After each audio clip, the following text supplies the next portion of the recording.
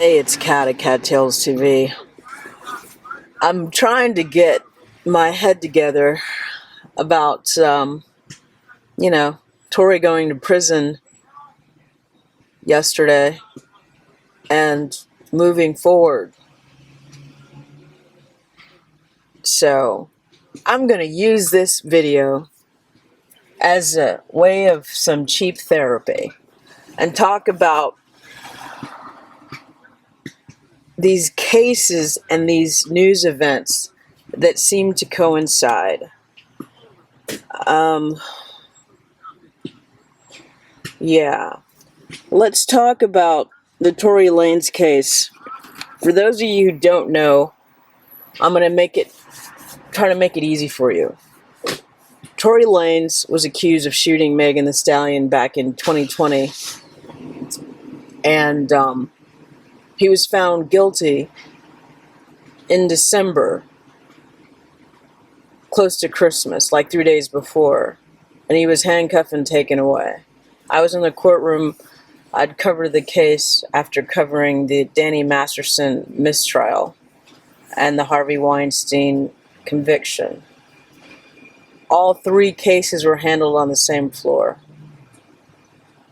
But as I was covering the Tory Lanez case, and I didn't know Tory, there were so many things that were very, very strange to me that didn't make any sense and didn't seem normal.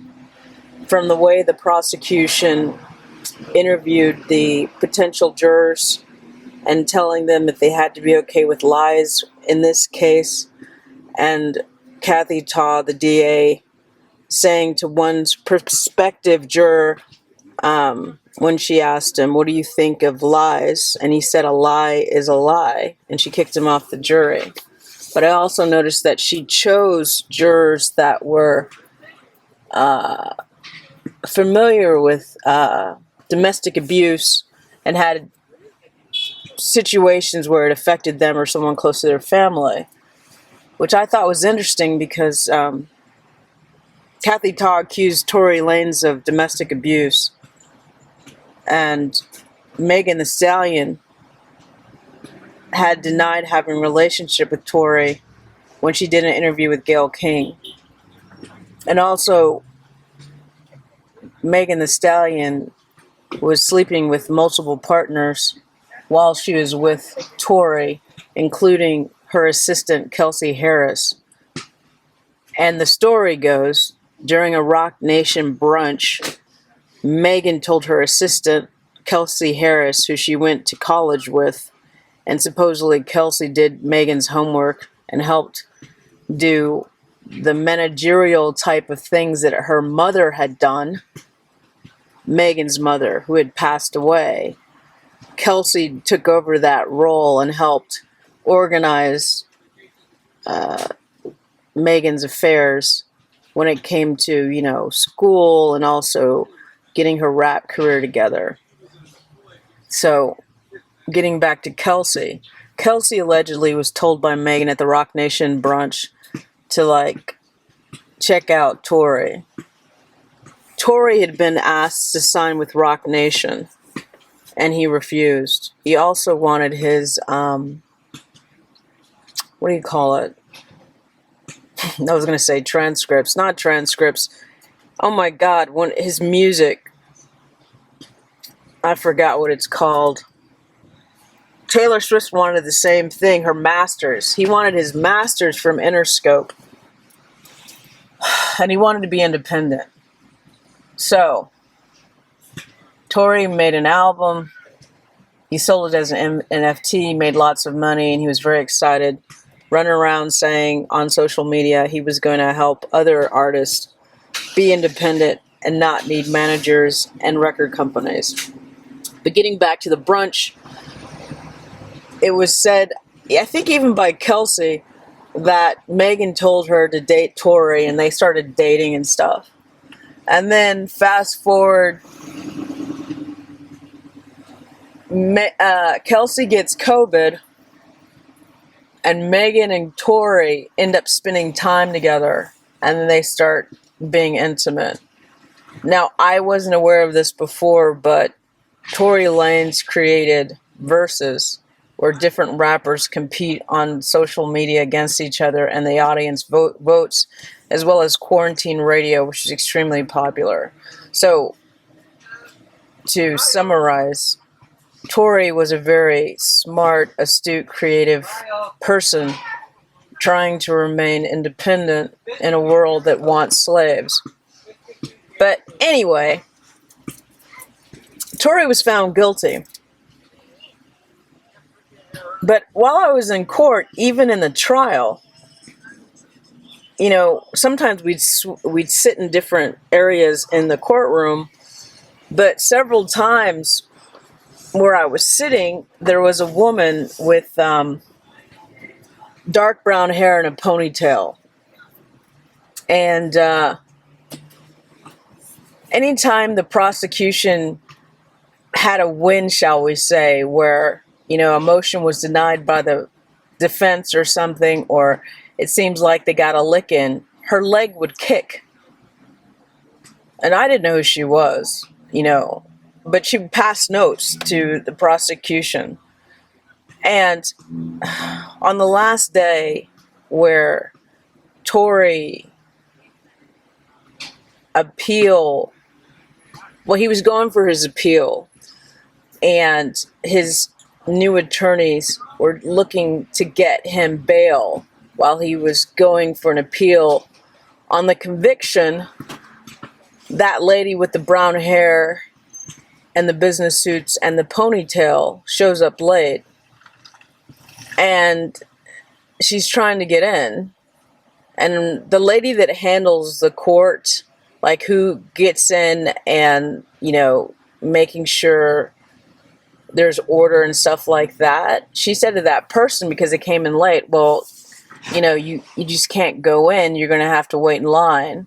And that lady with the ponytail ended up going to the sheriffs that check in people at the on the 9th floor. You have to go through security again, and there's like sheriffs there making sure nobody's bringing anything in and handling anything that goes down on that floor.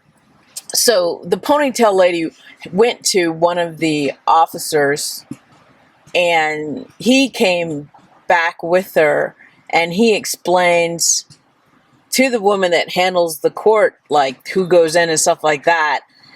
He talks to the other sheriffs who are making sure people in line are, doing what the right thing. And he's like, she's one of the attorneys, and she needs to get in. So they let her in.